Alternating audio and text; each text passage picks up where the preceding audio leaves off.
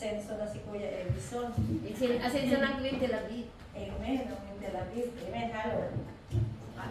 Hello. Magandang gabi po sa ating lahat. Welcome po sa bawat isa sa atin. Amen. Bless ba tayo? Amen. Ng Diyos. Amen. Sige, bago po tayo mag-umpisa, tayo po manalangin. Father God, maraming salamat sa oras na ito, Panginoon. Sa inyo namin itinataas at pinagkakatiwala ang lahat, Panginoon, Lord, na aming gagawin, Panginoon. Lord, tinataas po sa inyo ang mensahe ito, Panginoon, o God, ito ay maging kalakasan namin, Panginoon, maging masarap na pagkain ng aming kaluluwa, Panginoon. At itinataas ko rin po sa inyo lahat ng mga makikinig, alam ko po ang tenga ng bawat isang gabi. Hindi lang po maging babbling word, ang bawat salitang hahayag po ito, Panginoon, itimo sa aming mga puso, Panginoon, at maisa sa pamuhay namin, Panginoon, O God. Sa iyo po ito ng iba na lalubog, Panginoon, in Jesus' name. Amen. Amen. Amen.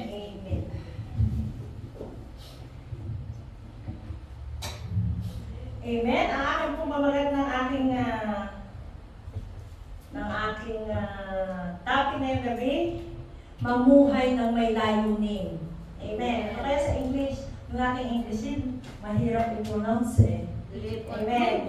Live a purposeful life. Mamuhay doon tayo ng may layunin. May layunin ba ang buhay natin? Amen. Kasi kapag walang layunin, pag hindi natin nakikita yung layunin ng buhay natin, baliwala. Amen? Parang wala lang yung ginagawa natin. Parang baliwala. Parang tayo lang kagaya lang ng mga nasa labas na tao. Kaya kailangan makita natin ano ba yung layunin ng buhay natin. Amen? Sabi po, si Rick Warren, meron siyang ginawa na book. Sino nakabasa na ng Purpose-Driven Life? Diba, ganda-ganda ng kanyang sinulat ni Rick Warren ng Purpose-Driven Life? Amen.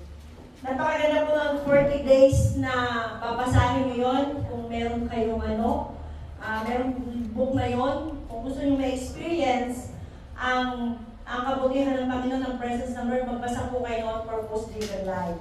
Amen. At doon po sa Purpose-Driven Life, meron po siyang tanong doon. Sabi niya doon, what on earth am I here for? Diba napakaganda ng tanong ni Rick Warren? Ano yung ginagawa natin sa mundong ito? Bakit kayo nandito ngayon sa church? Bakit kayo nandito sa Israel? Amen?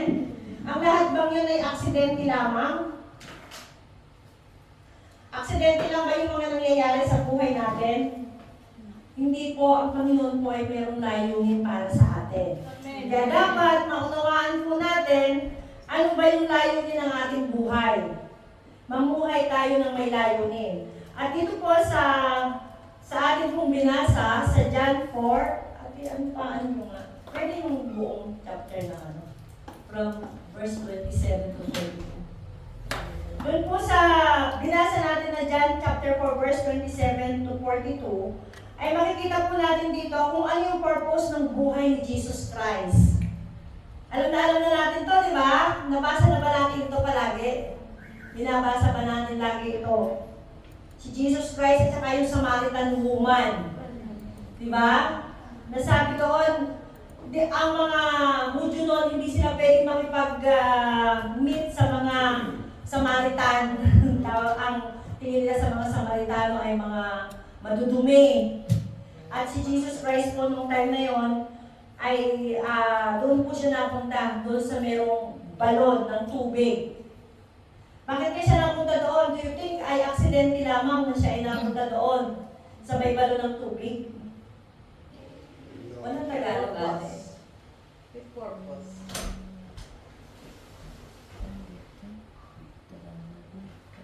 Di ba? Kapag si Jesus Christ po, nakita niya yung purpose ng Panginoon sa kanyang buhay. Yung layunin ng Panginoon, ng Father sa kanya.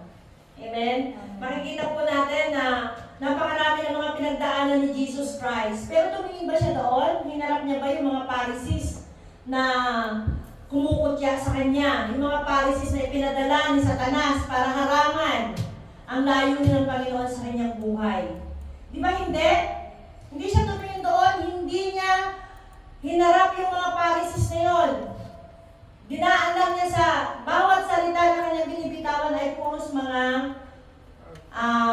parable. Kasi hindi nila maunawaan yung mga sinasabi ni Jesus Christ. Di ba? Kaya ang ginawa ni Jesus Christ ay ginaan niya sa parable yung mga pananalita niya sa mga dito sa mga Pharisees na ito. At dapat ganun din po tayo. Tayo po ay mamuhay ng merong layunin. Alam nyo, kaya tayo nagkakaroon tayo ng negative mind kasi hindi natin alam kung anong layunin ng Panginoon sa ating buhay. Amen? Yung, alam niyo yung, hindi tayo nakapokus sa pagkatawag sa atin ng Panginoon. Kung nakapokus lang tayo sa pagkatawag sa atin ng Panginoon, ang lahat ng mga naririnig natin ng mga negative, hindi natin yan papansinin. Diba? Kasi hindi naman tayo doon nakapokus eh, hindi yun ang sinabi ng Lord. Yung mga negative na yan, ina-allow ng Lord na marinig natin dahil tayo mismo ay binabasag, tinetrain. Diba? Sinusubok, nasaan ba ang iyong pananampalataya? Kasi kung ang buhay natin ay maayos, kung ang buhay natin ay masaya, eh magtaka ka, hindi ka mahal ng Lord. Amen? Pero kapag ang buhay natin ay punong-puno ng mga pagsubok, ihanda mo ang sarili mo dahil may naghandang malaking pagpapala para sa iyo. Ang Lord, alam ng Panginoon kung ano yung purpose sa buhay mo. At si Satanas, ay ganun din. Kaya ang ginagawa ni Satanas bago mangyari yung layunin ng Panginoon sa buhay mo, di ba? Haharangan na kaagad niya para hindi mangyari yung layunin niya sa buhay natin. Kaya dapat yung pag tayo nagpe-pray, yung tenga natin, takpan natin. Lord, lahat ng mga negative na naririnig ko, hindi ko yan maririnig in Jesus' name. Lord, ang maririnig ko ay puro mga positive. Diba sabi ni David, ay punuin mo po ng salita mo ang aking puso upang hindi ako magkasala laban sa iyo, Panginoon. Diba? Yung puso natin, punuin natin ang salita ng Diyos. Kasi kapag kain ay empty, eh yun ang marireceive natin kung ano yung mga negative na ating naririnig. So, hindi natin makikita yung layunin ng Panginoon. Amen? Bago mangyari, bago natin maranasan yung magandang pagpapala ng Panginoon, dadaan muna tayo sa mga tinik. Di ba? Nagbabasa po ako nung isang araw kasi nagagawa ako ng, actually dalawa yung ginawa akong topic. Nagbabasa ako ng Facebook at nakita ko yung example doon ng agila. Nag-uusap sila ng babae at saka ng agila. Sabi yung kasi babae ay nagmumurmur, bakit ang dami-dami niyang problema. Sabi ng agila, alam mo, pag ako'y nanganak, sabi niya, yung aking mga, sa maliliit na anak niya, yung aking mga inakay, ay binabantayan ko at inaalagaan. Pero kapag kaya na nilang lumipad, inaalis ko yung mga damo, pero hindi ko tinatanggal yung mga thorn. Imaginin mo, iniwanan pa yung mga thorn, di ba? Sabi bakit? Para matuto siya. Ganun ang Lord, inaalaw ng Lord yung mga thorn sa buhay natin. Para tayo ay matuto. Amen? Amen. Kaya dapat yung mga negative na naririnig natin, huwag natin papatulan. Lagi tayong umiti. Di ba? Tayo mga anak ng Diyos, makita sa atin ang glory ng Panginoon.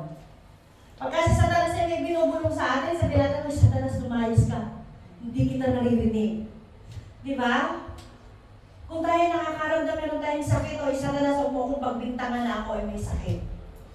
Amen? Amen. I am healed. Amen. At kung mapapansin po natin, di ba, si Jesus Christ, namuhay po siya ng 33 years. At sa loob ng 33 years, ay na-fulfill niya yung layunin ng Panginoon sa kanyang buhay. Siya ba'y nakipagtalo? Siya ba'y nakipag-away nung time na yon? Hindi, di ba? Hindi siya nakipagtalo.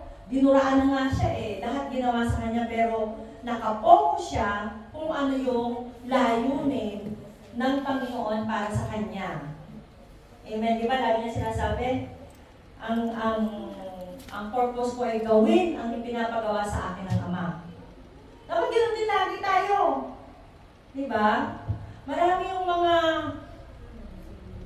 umaalis ng church dahil mga natitisod, nasasaktan. Pero dapat yun ang maging kalakasan natin eh. Ito yung ginagawa mo sa akin, Satanas. Hindi siya yan, hindi yung kapatid ko yan. Ikaw yan, Satanas, ang gumagawa niyan. Kaya instead na aalis ako sa church, tayo ako magpapakabuti doon sa loob ng church para matalo ka. Diba? Kasi si Satanas, gusto niya may kasama sa impyerno. Ayaw niya lang kayo, alam niyo, di ba mapapansin niyo pag magbasa tayo ng Bible, antok na antok tayo?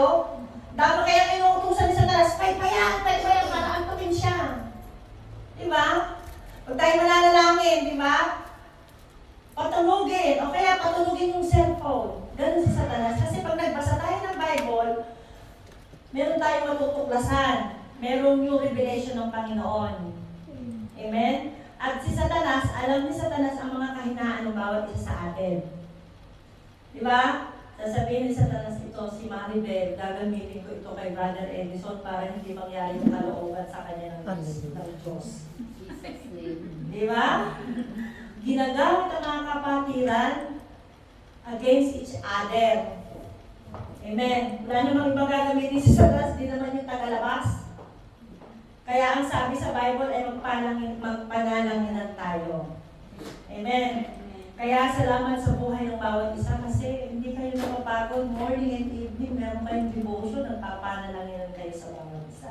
Di ba? Nagkakaroon ng covering. Huwag titigil, huwag mapapatid. Dahil tayo naman po ang mag-aali ng lahat ng iyon. Amen? At dito po sa binasa natin, meron po tayong guiding principle na makikita sa buhay ni Jesus Christ.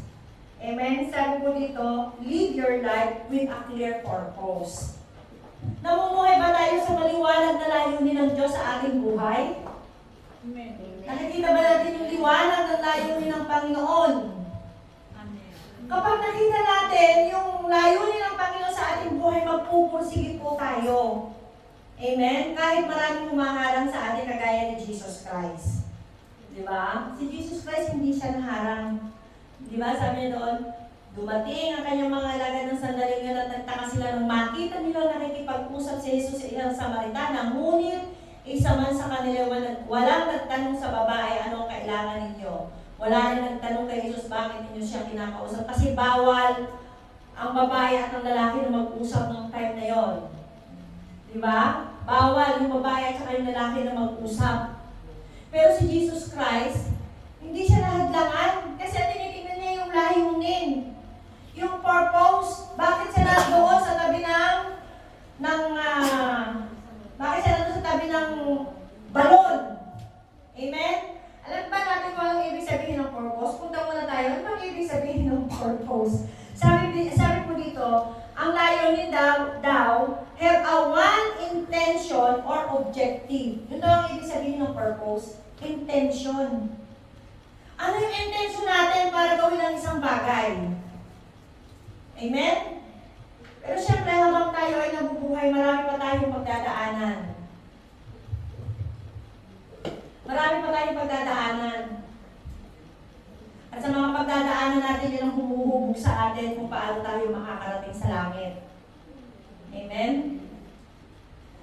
So, kaya sabi po doon, mamuhay tayo ng merong maliwanag na layunin. Diba? Parang vision din yan eh. Diba? Sabi po sa Proverbs 28:18, sabi niya, where there is no vision, the people perish. So gawin din natin, where there is no purpose, the people perish also. Diba? Kita mo yung mga lasenggo? Hindi nila nakikita yung clear purpose ng buhay nila. Kaya ang ginagawa na lang nila, mag-inom, diba? Kagaya dito, napakarami dito ng mga isigolakin ng mga kababayan natin. Kasi hindi nila nakikita bakit ba sila pumunta dito sa Israel. Maraming mga nasisirang pamilya. Kasi hindi nila nakikita yung purpose. Dahil nag-i-enjoy sila sa mundong ginagalawan nila, di ba? Ang sarap kaya. Ang sarap doon sa mountains, mag-inom, di ba? Mag-karaoke, kumanta. Di ba? Hindi nakikita yung purpose. Kaya sabi dito, where there is no vision, the people perish.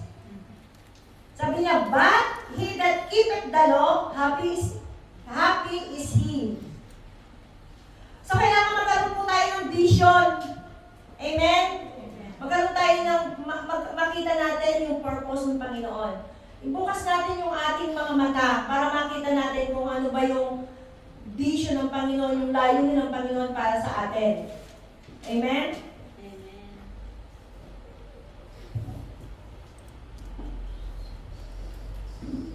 So sabi po dito, number 2.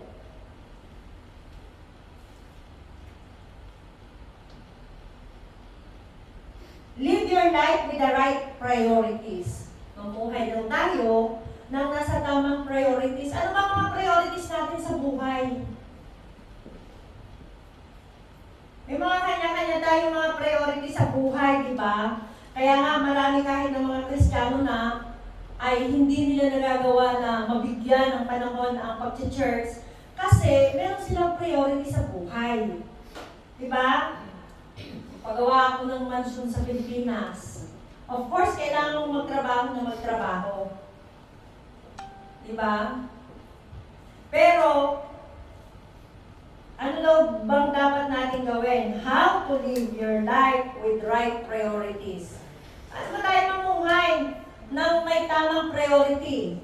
Di ba sabi sa Matthew 6:33, ano sabi doon sa Matthew 6:33? Seek ye first the kingdom of God and His righteousness, and everything shall be added unto us. O, di ba, ang liwanag ng sinasabi doon? Para magkaroon tayo ng tamang priority sa buhay, unahin natin ang kaharian ng Diyos. Amen. Ang liwanag ng sabi, di ba? And all these things Shall be added. ay idadagdag. Hindi nyo napapansin pagka lagi kayong, tama yung priority ninyo, di ba? Ang Lord ang nagpo-provide ng lahat ng pangangailangan natin. Amen. Kahit naman yung mga unbeliever, ganun din dahil ang sabi ng Panginoon, ang araw ay pinasisikat niya sa masasama at mabubuti. Pero ano yung advantage natin bilang mga anak ng Diyos? Di ba marami? Meron tayong pabor. Kahit anong dami ng problema natin, nakamiti pa rin tayo, di ba? Amen. Hindi makita na tayo ay problemado, maganda pa rin tayo, walang gitla-gitla yung ating mga mukha. Amen. Kahit tayo ay mga 50s na. Yun ang advantage natin. And then kapag may dumarating na mga problema sa atin, hindi tayo, parang madali na lang nabigyan ng solusyon. Amen. Because tayo ay nasa right priorities. Amen? Sabi niya doon, how to live life with right priorities. Pray and seek wise counsel. Para daw tayo makapamuhay ng nasa tamang priority, sabi niya doon, manalangin tayo at hanapin natin ang matalinong Nagkapayo. tagapayo. Diba? Huwag tayong hihingi ng payo sa mga unbeliever, mapapamali tayo. Ang hihingi natin ay payo ng mga kapwa-believer natin. Amen. Or mga leader or mga pastor, di ba? Ano pa raw? Ang sabi niya doon, sabi niya sa Proverbs 24 verse 6, surely you need guidance to wage war, di ba? Pagka tayo pupunta sa labanan, ay humihingi tayo ng guidance. So tayo din, hihingi rin tayo ng guidance doon sa mga leader natin o yung mga tamang tao para maging tama yung priority natin sa buhay. Kaya nga tayo ay kinukurek, di ba? Tanda natin mga kapatid, kapag tayo ay hindi ikinurek, hindi tayo mahal. Pero pag tayo kinukurek, pasalamatan natin yung ginagamit ng Panginoon para tayo makurek. Amen? Amen. Kasi ibig sabihin, mahal tayo dahil tinatama tayo. Diba? Kaya ako pag kami nagkukurek sa akin, gusto ko. Kahit na masakit sa loob ko, pero gusto ko, Lord, salamat sa Kanya kasi tinatama niyo ako. Salamat na ginagamit niyo po siya para ako ay may tama. Para ako ay magkaroon ng tamang puso. Kasi tayo, hindi naman natin alam ang ginagawa natin kung tama eh.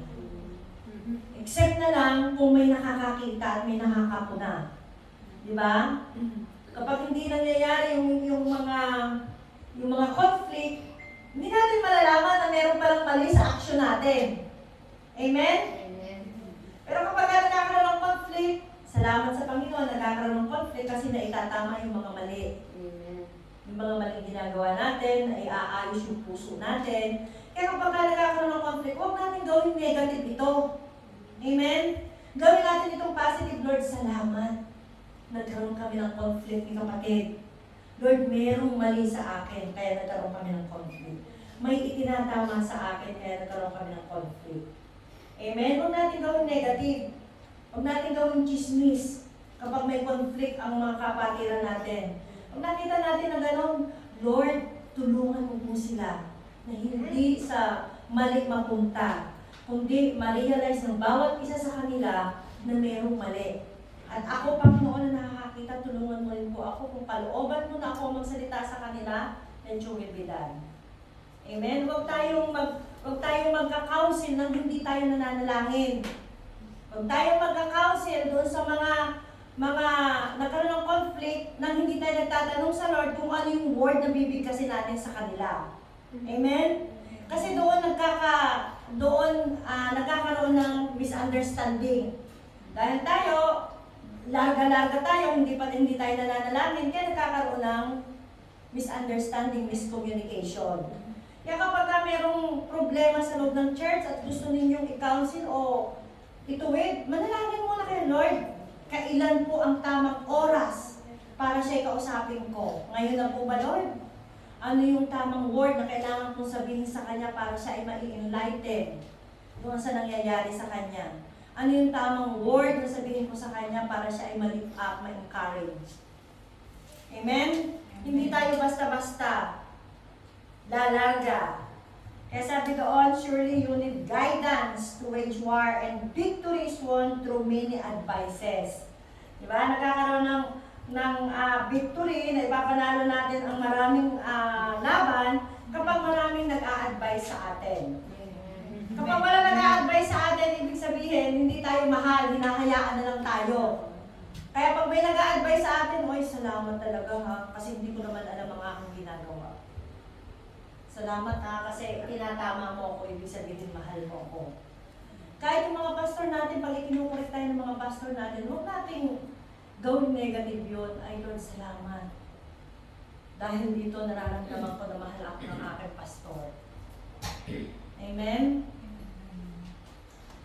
Sabi niya, sa number 2 doon sa how to live your life with right priorities, plan and prioritize. Magplano raw, plan and prioritize. You need to plan, di ba?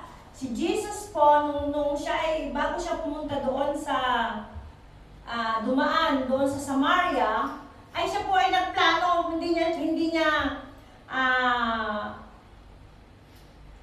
niya pinili, hindi niya isinama yung mga disipulo niya. Di ba? Mag-isa lang siyang pumunta doon. Kasi meron siyang plano, nakikita na niya sa kanyang vision na doon sa lugar na yun ay magkakaroon ng great revival. Amen. Dapat ganun ang gawin natin. Planuhin natin yung mga gagawin natin. Kaya nga matindi na naman ang mga pinagdadaanan natin ngayon dahil meron na naman tayong project. Amen? Natural si Satanas, hindi naman papayag si Satanas na merong ma-win. Merong madala tayo sa Panginoon. Amen? Mapito, magsosolo siya sa impyerno kaya kapag ka nakawin tayo ng mga tao, di ba? Hindi nyo napapansin kapag tayo ay merong mga pinagplano na gawin na malaki para sa Panginoon. Ume-entra na kaagad ang demonyo. Kasi hindi siya papayag na merong isang tao, tayo nga bago makarating ngayon, ang dami mga pinagdaanan natin di ba? Ang dami pumipigil sa atin bago tayo makarating ng church. Nandiyan ang katamaran, di ba? Tinatamad tayo mag-church. O kaya naman merong mga, gusto mo ng reliever? Di ba? Pero to God be the glory din na pagtagumpayan ninyo. Napagtagumpayan ninyo yung pagharap ni Satanas. Kaya meron kayong reward sa Lord. Amen? So, kailangan daw magplano tayo. Plan and prioritize, kagaya ni Jesus Christ. Number 3, dahil marami nang inaantok, tatapusin ko na. Live your life with a godly passion. Wow, yun ang maganda. Live your life with a godly passion. Sabi niya sa verse 31. Kuya, pa kayo suya naman sa verse 31. Sabi niya, samantalang makailang ulit na sinabi ng mga alagad ni Jesus, Rabbi, kumain na kayo. Diba? Hindi pinrioritize ni Jesus yung pagkain. Diba? Kasi sabi niya,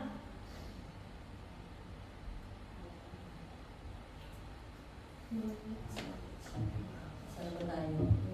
Okay, samantalang makailang ulit na sinabi ng mga alagad ni Jesus, Rabbi, kumain na kayo. Ngunit sumugot siya, ako'y may pagkain hindi ninyo nalalaman.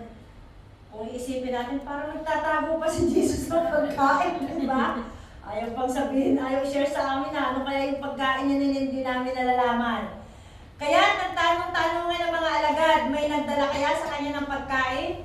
Sinabi sa kanila ni Jesus, ang pagkain ko'y ang tuparin, ang kalooban na nagsubo sa akin at tapusin ang ipinapagawa niya sa akin.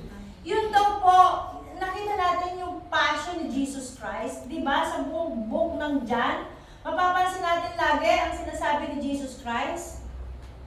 Di ba? Ang layunin ko kung bakit pumunta ako dito ay gawin ang ipinapagawa sa akin ng Ama. Wala siya ibang sinasagot, kundi yun lamang palagi, di ba? Ang purpose na pupunta ko dito sa lupa ay tapusin ang pinapagawa sa akin ng Ama. Diba? Kaya sabi doon, tuparin ang pagkain ko'y tuparin ang kalooban na nagsubo sa akin at tapusin ang ipinapagawa niya sa akin. May pinapagawa kay Jesus Christ. Ano ba yung pinapagawa ng Lord kay Jesus Christ? Nung siya pumunta dito sa lupa, ano ba yung cross? To save us. Di ba? To save us sa pamamagitan ng cross. Kung wala kaya yung cross na yan, ano tingin nyo dito sa cross? Patay ba tingin nyo dyan? Sa cross? Di ba? Ang gandang tingnan?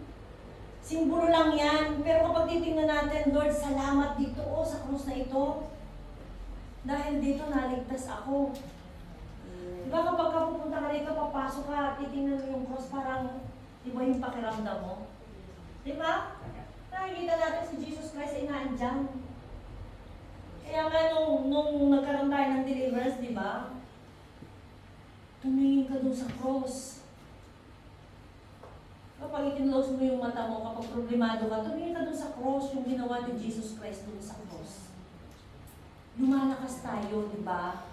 Kapag nawawalan tayo ng pag-asa, pigit natin ang ating mga mata, tumingin tayo doon sa cross. Ano yung ginawa ni Jesus Christ doon sa cross? Diba ang sarap muni-munihin? Kung hindi si Jesus Christ pumunta dito sa lupa, kung hindi niya ginawa yung pinapagawa sa kanya ng tatay, kung siya ay naging disobedient sa kagaya natin, di ba? Wala tayo. Amen. Pero dahil siya naging obedience at ginawa niya, tinapos niya yung pinapagawa sa kanya, nandito tayo, malaya tayo ngayon. Amen. Amen. Diba? Salamat sa Panginoon dahil tayo ngayon ay nabubuhay na sa grace ng Lord. Pero noong mga unang panahon, masyadong matapang, di ba? Pagka ikaw ay nagkasala, ang buong sambahayan mo ay parurusahan. Amen? Pero ngayon hindi eh. Humingi ka ng tawad sa Panginoon, kaya gasgas na yung word na grace. Dahil yun na lamang ang laging kinakatwiran ng mga tao, may grace naman si Lord. Diba? Kapag in-invite mo, napunta ka sa church. May gagawin ako, may grace naman si Lord, may time pa. Eh, paano kung wala ng time? Amen? So, lagi po natin titingnan ano po ang layunin. Bakit tayo ay nandito sa mundong ito? Ano ang layunin ng buhay natin? Meron bang layunin? Nakikita niyo ba kung anong purpose ng Lord sa buhay niyo? Ate Janet, ano pong purpose ng Lord? Nakikita niyo ba yung purpose ng Lord? Sister Lenny, Ate Maylene, di ba? Hindi naman kayo pupunta dito sa church kung di nyo alam kung anong layunin ng Lord sa buhay niyo, di ba? Alam nga namang nakikigaya lang kayo na pumunta doon sa church or na-invite lang. Diba? Nakakahiya naman kay Lord na lagi ka nandun sa church pero hindi mo alam kung anong purpose ng buhay mo. Diba? At I pray na sa bawat pagpunta natin doon sa church, ay meron tayong maiuuwi. Meron ba tayong naiuuwi pag tayo umuuwi? Amen. Napakasarap kung meron tayong take out pag tayo ay uuwi ng bahay. Amen. Narinig ko na sinabi ng gano'n, kailangan mamuhay ng may layo ng buhay. Bakit kaya ako nandito sa mundo aking ginagalaw? Bakit kaya ako dinala ng Lord sa Israel? Lord, bakit kaya sa dinami-dami ng church dito sa Israel ay dito mo ko dinala sa Tel Aviv? Amen? Lord, ipapagamit ko ng buhay ko kagaya ni Jesus Christ. Imagine mo po yung Samaritana kung hindi po siya nagpagamit sa Panginoon. Do you think yung buong village na yun ay maliligtas? Papanagutan niya sa Panginoon yun. Amen? Yung village na yun ay pinagkatiwala sa Kanya. Pananagutan niya yun sa Panginoon kung hindi siya sumunod sa Panginoon. Di ba sabi, ilan ang asawa mo? Pumunta ka doon sa asawa mo. Di ba? At naging masunurin yung Samaritan woman, humayo siya at ipinamalita niya kung ano ang ginawa sa kanya ni Jesus Christ. Amen. Tinighaw niya yung kauhawan na nararanasan niya. Kauhawan na hindi matitighaw ng pag-inom mo lamang ng tubig. Kundi kauhawan na matitighaw lamang siya sa pamamagitan ng presensya ng Panginoong Jesus. Amen? At sa bawat isa sa atin, meron tayong mga purpose, mga layunin. Ano mga layunin natin para sa family natin kung hindi pa sila saved? Amen? Alam niyo, nung lumabas yung resulta ng aking stool test, iyak ako nang iyak kasi sabi ko, Lord, yung mga anak ko hindi pa saved. Diba? Ayokong umalis sa mundong ito nang yung mga anak ko hindi pa saved. Pero I know na mayroong grace ang Lord. Pero of course, ang desire ng aking puso, makasama ko sila naglilingkod sa Panginoon. Amen. At ganun din tayo, desire natin, ipanalangin natin, na yung mga pamilya natin, mga kaibigan natin, mga kaplat natin, ay maisama natin, makasama natin pagdating doon sa namin, hoy bro, ikaw yung tagagawa ng aparador namin ha. Magkasama tayo ngayon dito ha.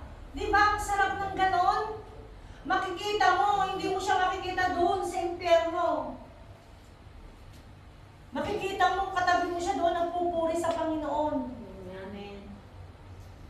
Kung anong ginagawa natin dito sa church, ay ano lang yan, ano na doon? Glimpse lamang yan ng langit. Amen. Imagine mo, glimpse lamang. Ibig sabihin, mas matindi pang gagawin natin doon sa langit. Sa langit ay walang patid na pagpupuri at pagsamba sa Panginoon. Amen? Amen. So, meron po ba tayo natutunan para po tayo ay magkaroon para po tayo ay makapamuhay ng may layunin? Kailangan po natin na mamuhay tayo with a clear purpose. And then, magkaroon tayo ng right priorities. And then, magkaroon po tayo ng godly passion. Amen? So, I pray na meron po tayong natutunan ngayong gabi kahit maiksi ang ating sharing ngayon para hindi kayo mainip. Dahil merong mga communion. Si Sister Jenna, ibabalik pa sa amo.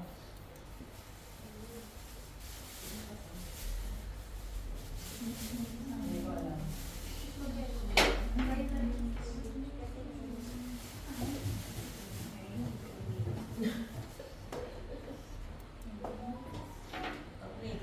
At malapit na po yung sa atin, Semana Santa. Malapit na ang Semana Santa.